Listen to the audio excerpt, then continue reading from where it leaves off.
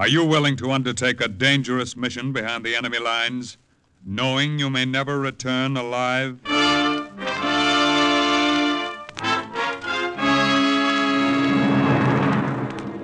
What you have just heard is the question asked during the war of agents of the OSS.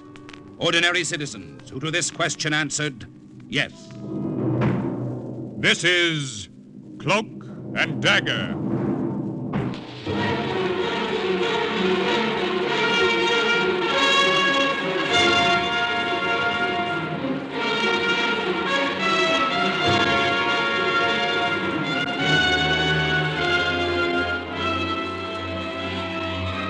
Warfare, espionage, international intrigue. These are the weapons of the OSS. Today's adventure, The Last Mission. the story of an American OSS agent in Canton, China, is suggested by actual incidents recorded in the Washington files of the Office of Strategic Services. A story that can now be told. He must have had another name, but I never knew what it was. Everybody on the waterfront called him Charlie. He was old and he limped and he should have drunk less and shaved more. We'd see him on the wharves in the afternoons in his dirty dungarees and torn sweater, begging cigarettes from sailors. Then evenings he would hobble into Li Chen's tavern where I worked to beg for something else. Hey, Tanya! Ain't you gonna buy Charlie one little drink, huh? No, I'm not, Charlie. No drinks on the house tonight. Oh, but tonight's the night there ought to be drinks in the house. Are you forgetting it was just 5 years ago tonight Canton fell to the Japanese? We gotta celebrate, don't we? What's the matter? I say something wrong? I don't like your sense of humor. Oh, I don't see what you got again the Japs, Tanya. With all them nationalities mixed up in you, you probably got some Jap blood yourself. No, I haven't. Every other kind may be Spanish and Russian, even Irish, but there's not a drop of Jap blood in the Bonillas. All right. Don't get steamed up. I still say there's no reason for you to hate him. What do you care who's running Canton? I told him then. I don't know why I did. I've never told anyone else. How they'd murdered my family in Nanking 6 years before. My father, my mother, my 2 sisters. The Japs had killed them all. And if we hadn't got out of the city ahead of them, they'd have killed my brother Florian and myself. So you wasn't always a waitress in a waterfront dive, huh, Tanya? No. And my brother didn't always prowl the streets looking for trouble. I got the Japs to thank for that.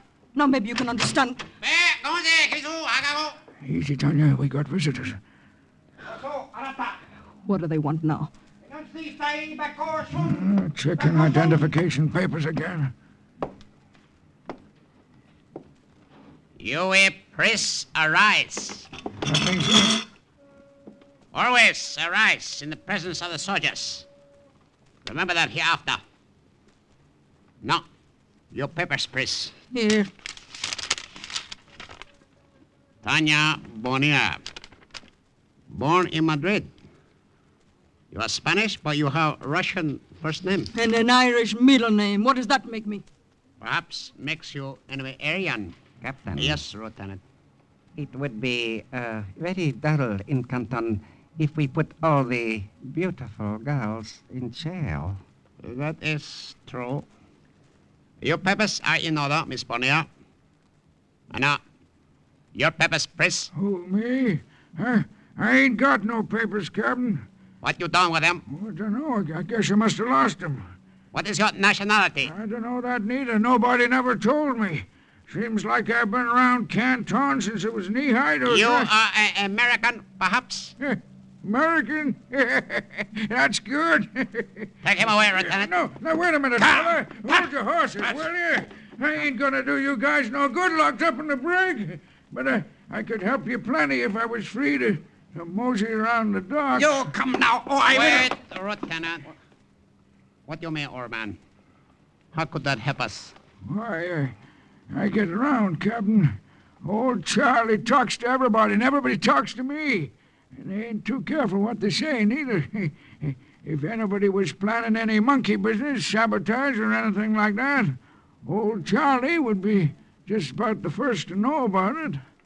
And you would report it to us? Why not? You're the guys who are running the show, so you're the guys I take orders from.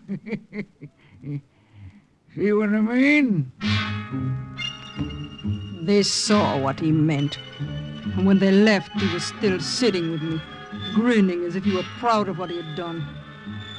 I got up without a word and went to the bar and bought a drink. I brought it back and held it out. Say, did you buy that for me, Tanya? Yes, I bought it for you. Well, now, that's mighty nice of you. Let me have it. I'll let you have it. There! Hey, what's the idea of throwing good whiskey in my face? What's the idea of that? I couldn't find words to tell you what I think of you, Charlie. But I wanted you to know.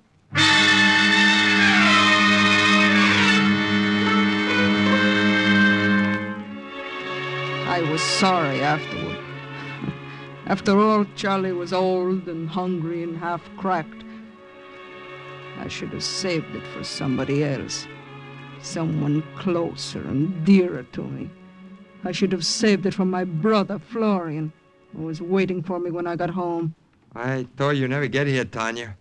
Hurry up and change your clothes. We're going to a party. A party? What party, Florian? Well, it's sort of an anniversary banquet. You know, 5 years in Canton. There are going to be a lot of important people there. Chinese, Japanese, both. Big celebration. Oh? And we're going to celebrate with them? Oh, we weren't invited, of course, but I know a fellow at the door. He's going to let us in. We rub shoulders with some of the most important people in Canton. Maybe even with the men who murdered your mother and father. What?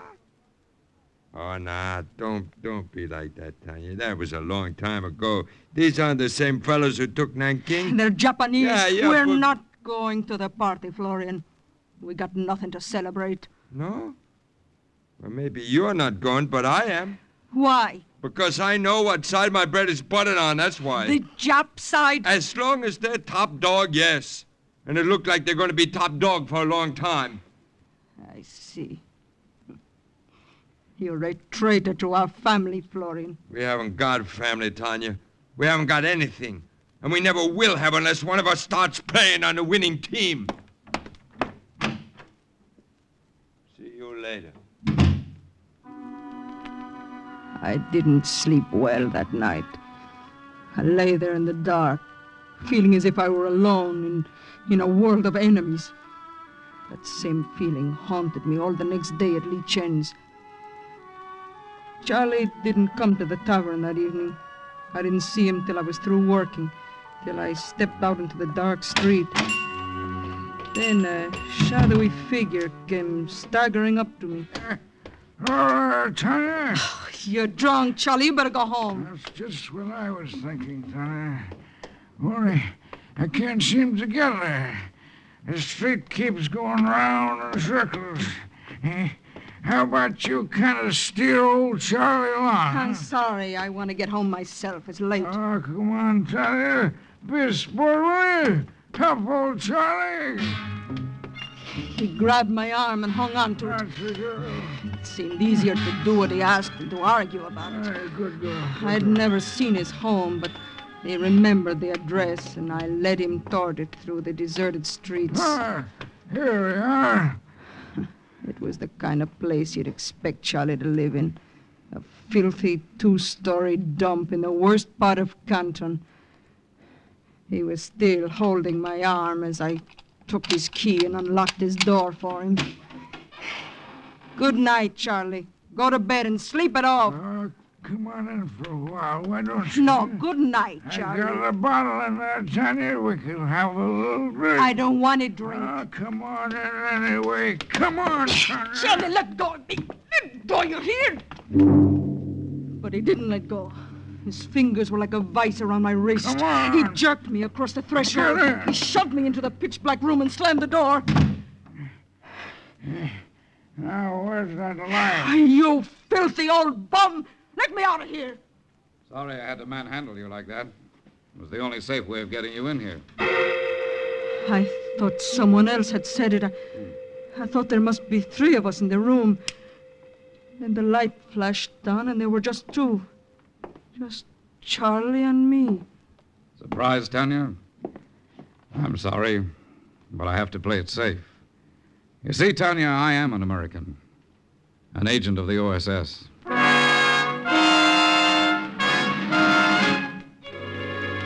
I didn't speak. I stared at him and tried to understand.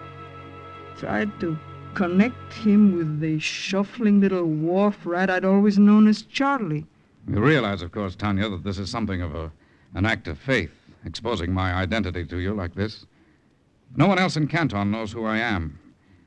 I thought a long time before I decided to let you in on it. When you told me about your family, I had a hunch I could trust you.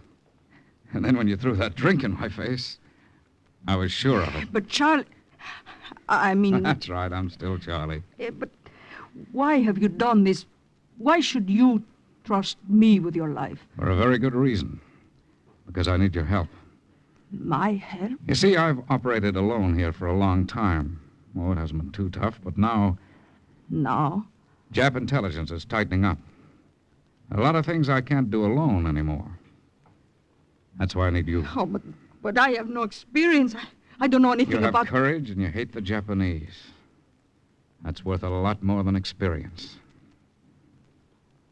What do you want me to do, Charlie? Come on upstairs.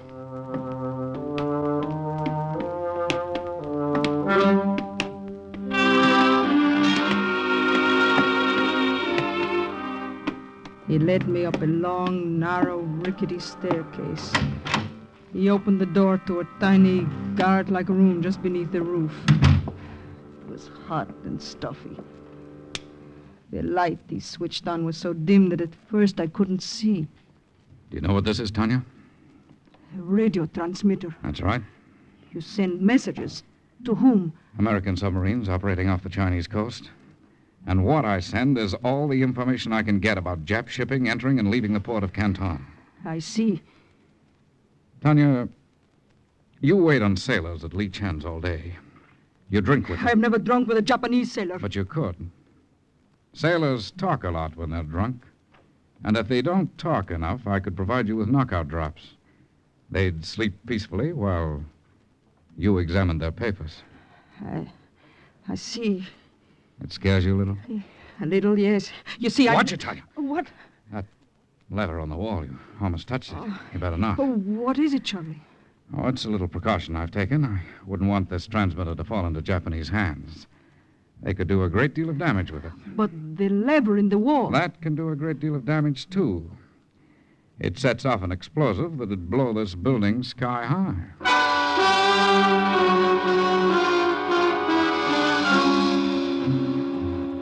I wasn't sorry to leave that room. We went downstairs a few minutes later. He stood in front of me, watching me. Tanya, let me explain something. We're all volunteers in the OSS, and the people who help us are volunteers, too. You don't have to do this unless you want to. I understand, Charlie. If you refuse, I won't worry about what you know. I'll still trust you. I don't intend to refuse. It doesn't scare you too much?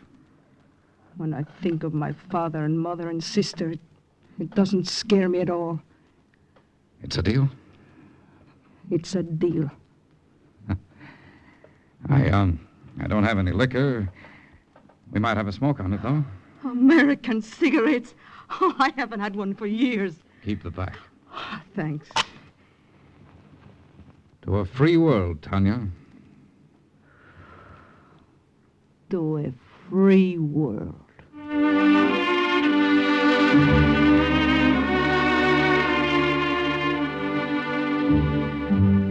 That night I slept well.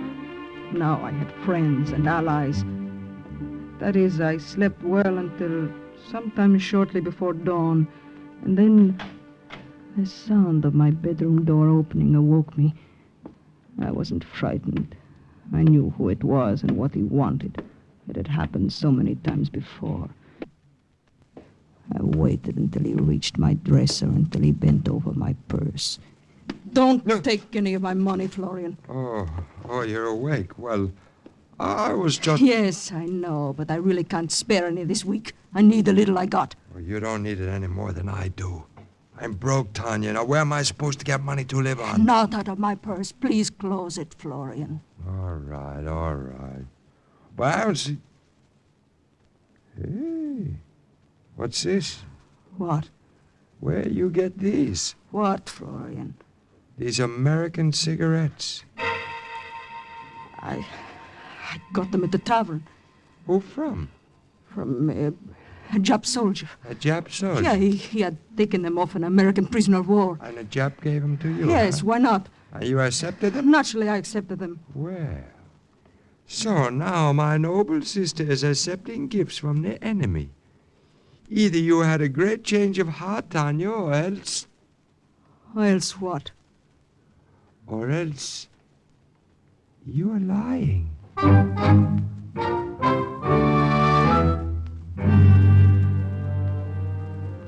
Beginning the very next night, I flirted with every Jap sailor who came into Lee chains. I kept my mouth closed and my ears open. I used every trick I knew to persuade them to talk. And when it became necessary, I used something else. The little white pills that Charlie had given me. No more to drink now. Oh, but the evening is young, darling. Come on, let's drink a toast to the Emperor. Stand up. I can't stand up. Of course you can. Here, I'll help you. Come on. Hey, that's it. Now, to the Son of Heaven, His Imperial Majesty. Drink!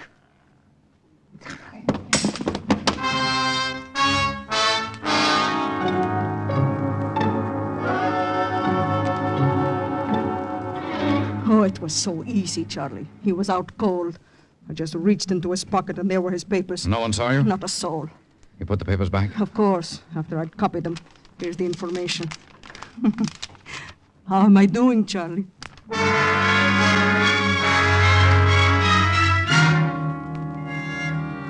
I knew I was doing well, and as time went on, I did even better. We would hear reports on Charlie's radio of Jap ships torpedoed and sunk in Chinese waters, and Charlie would say, That was the baby you told me about last week. Chalk up another one for Tanya, the scourge of the Jap merchant marine.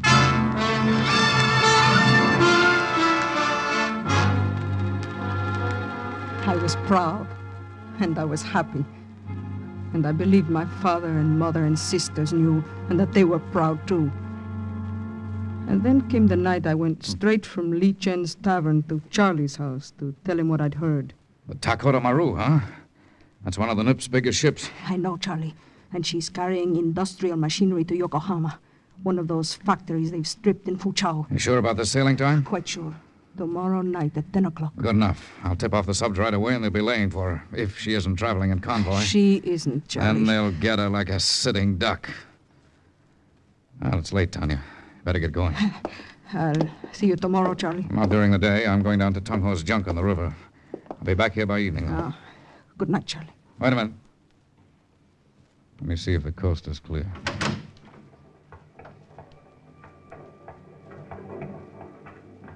Okay. Go ahead. Good night. It was late. The streets were dark and deserted. I would have taken a rickshaw home, but it was too late for that. So I walked. Or rather, I tried to walk, but it was hard to keep myself from running. I told myself I was a fool to be afraid. The streets were safer than in broad daylight. There was no one on them. There was no one who could possibly... I stopped. I thought I heard footsteps. Someone walking behind me. I turned. There was no one there. At least I couldn't see anyone. I started walking faster, and I grabbed the revolver that Charlie had given me. Then I heard the sound again. This time I stopped and whirled around. There was a street lamp behind me, and I saw a shadow on the wall of the building. The shadow of a man. Who's there? Come out and show me who you are. If you don't, I'll shoot. Take it easy, Tanya. Florian. You wouldn't want to shoot your own brother, would you? Florian, what are you doing here? Why were you following me? Oh, just curious, that's all. I've been wondering for quite a while what you were up to. For quite a while? I've seen you go to that place several times. I even took the trouble to find out who lives there. It's that old fellow they call Charlie. Yeah, that's right. Charlie does live there. He's sick. Oh, he's sick, huh? Yes. Just an errand of mercy, huh? Exactly. An errand of mercy. You act as if you didn't believe me. Of course I'd believe you. I certainly don't think you're in love with the old boy. And what other reason would you have to visit him? We walked the rest of the way home together. I was sure he didn't believe me, but I couldn't go back to Charlie's to warn him, not without getting Florian more suspicious. In the morning, I thought. But then I remembered that Charlie would be on Tong Ho's junk on the river in the morning. Li Chen's tavern opened at noon the next day. The minute I walked in, I knew something was wrong. There were too many Japanese soldiers, far too many. They sat at the bar, drinking. They played cards at the tables. They lounged against the walls, puffing their cigarettes and eyeing me as I crossed the room and whispered to Li Chen. Why are there so many of them, Li Chen? Maybe your brother can tell you, Tanya. My brother. He in back room. He say you come back, see him. I knew then, and I was sick with anger and shame.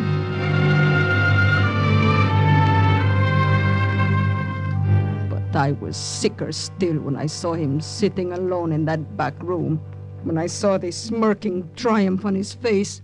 Good morning, Tanya. How's your sick friend this morning? Don't stand there and stare. I haven't done anything so terrible after all. One spy, more or less. How much did they pay you, Florian? Quite a bit.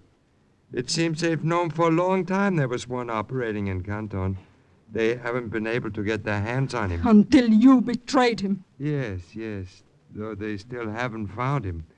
There are some soldiers waiting for him over at his place where you went last night, I mean.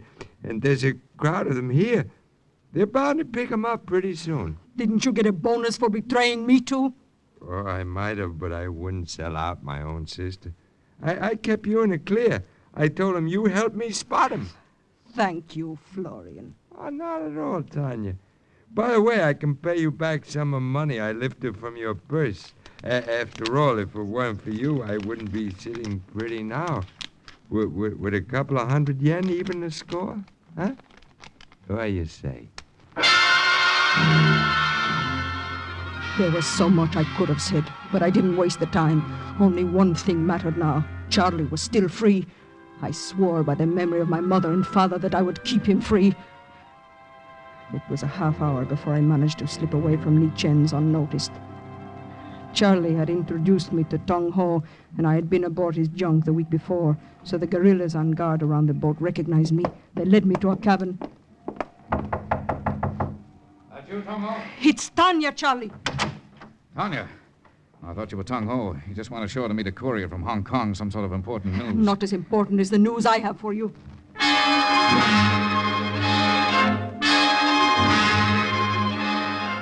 I poured it all out, and he listened thoughtfully. Well, they found the transmitter, of course, but that's no good to them. Couldn't they use it to send false messages? Not without the code book. The subs would know the messages were phony. They'd figure out what had happened. But where is the code book? Right here. Oh, Charlie. Then there's no reason why you can't escape. No, none that I can see. My usefulness in Canton is over. Yeah, we'll pull out, both of us. You'll take me with you? Sure. Tung Ho will take us upriver. Well, here he is now. I hope that courier's report was better than the news Tanya brought me, Tung Ho. It was about captive American flyers, Charlie. What about them?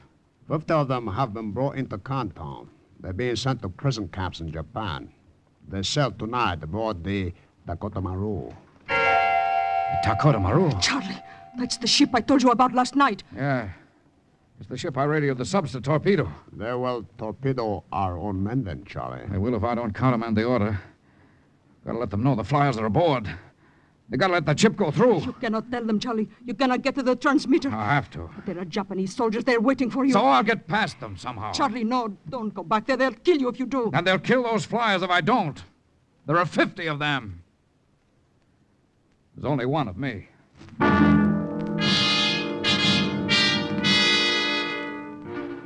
I said I would go back with him. I said he would need help getting past the Japs. I said I wouldn't leave Canton without him. And in the end, because I left him no choice, he allowed me to stay at his side. He told me his plans before we left the boat. They'll be waiting for me in the room downstairs, but we won't go that way. There's a trapdoor in the ceiling of the radio room. If we can get into the building next door and out onto the roof, we'll be able to jump over onto my building. We may get in and send the message without even letting them know we're there. A half hour later, we were creeping up the stairs of the building next door. And a few minutes later, we stood huddled on the edge of the adjoining roof. All right, let's jump. Try to land as quietly as you can. And then, flat on our stomachs, we crawled toward the trapdoor and pried open its rusty hinges and lowered ourselves into the radio room. Charlie sat down at the transmitter, his code book in his hand. I went to the door, my revolver in mine. Have you made contact with them, Charlie? Not yet. Any sounds from downstairs? No, not yet. Charlie, hurry. I'm doing the best I can. Yes, but if you... Charlie. Yes? Listen. Someone coming upstairs. 2 of them at least. Maybe 3. Okay. Get going, Tanya. No. Quick, out through the trapdoor and over the roof. Those are orders. But you, Charlie. I'll be right behind you. I've made contact now. All I have to do is finish the message. Now get out of here.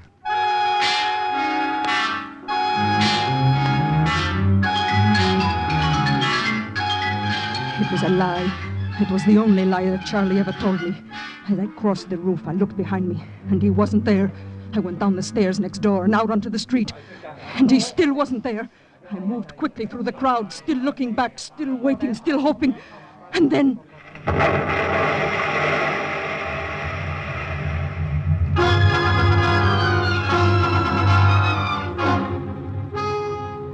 he had pulled the lever that destroyed the transmitter.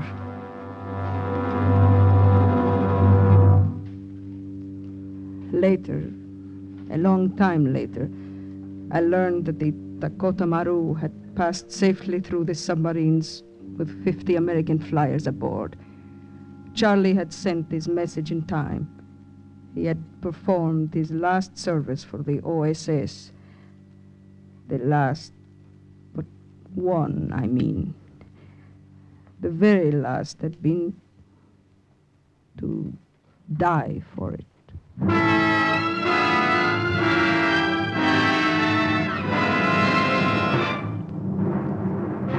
And once again, the report of another OSS agent closes with the words, Mission accomplished. Listen again next week for another true adventure from the files of the OSS on Cloak and Dagger.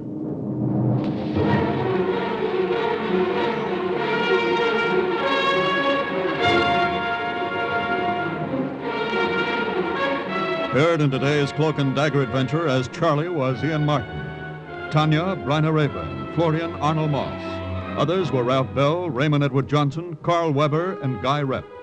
Script was written by Ken Field, and music was under the direction of John Garth. Sound effects by Max Russell and Frank Loughlin. Engineering, Don Abbott. Today's OSS adventure was based on the book Cloak and Dagger by Corey Ford and Alistair McBain. This program was produced by Louis G. Cowan and Alfred Hollander under the direction and supervision of Sherman Marks. 3 chimes mean good times on NBC.